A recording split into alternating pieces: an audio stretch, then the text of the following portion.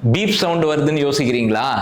ராஜன் கெட்ட வார்த்தை பேசல, மேல ஒருத்தர் பாருங்க சரளமா கெட்ட வார்த்தை பேசிட்டு இருக்காரு.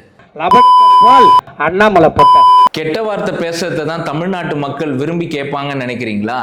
கெட்ட வார்த்தைகள் தான் தமிழ்நாட்டு அரசியல்னு யோசிக்கிறீங்களா? அந்த அரசியல்வாதி சரளமா கெட்ட வார்த்தை பேசிட்டு இருக்காரு. அவர் பக்கத்துல இருக்கிறவரை பாத்தீங்களா, சிரிச்சு ரசிச்சிட்டு இருக்காரு.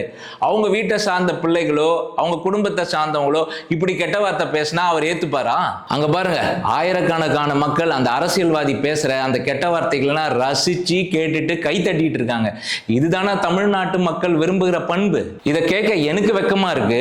தமிழ்நாட்டு அரசியல்னா கெட்ட வார்த்தைகளும் ஆபாச பேச்சுகளும் பேசுறது தான் அரசியல் நீங்க நினைச்சுக்கிட்டு இருந்தா உங்களுக்கும் வெக்கமா இருக்கா இல்லையான்னு எனக்கு சொல்லுங்க. தமிழ் மண்ணை சார்ந்த ஒரு அறிஞர் இப்படி சொல்லி இருக்கிறாரு, தீயினால் சுட்ட புண் உள்ளாரும் ஆறாதே நாவினால் சுட்ட வடு.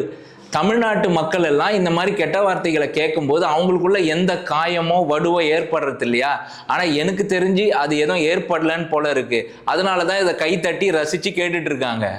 மேடை பேச்சு பேசுறவங்களெல்லாம் அறிஞர்கள்னு நினைச்சு கெட்ட வார்த்தை பேசுறதுக்குனே அரசியல் கட்சிகள் இப்படிப்பட்ட அரசியல்வாதிகளுக்கு சம்பளம் கொடுத்து வச்சிருக்கிறாங்க.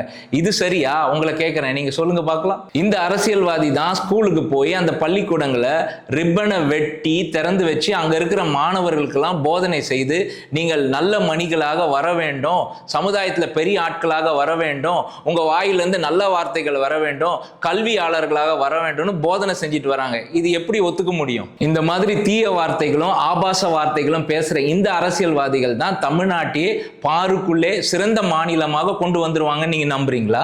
இந்த மாதிரி கெட்ட வார்த்தைகளை கேட்க நான் வெக்கப்படுறேன். நீங்க என்ன நினைக்கிறீங்க? கமெண்ட் பாக்ஸ்ல சொல்லுங்க, அதுக்கு நான் பதில் கொடுக்கிறேன்.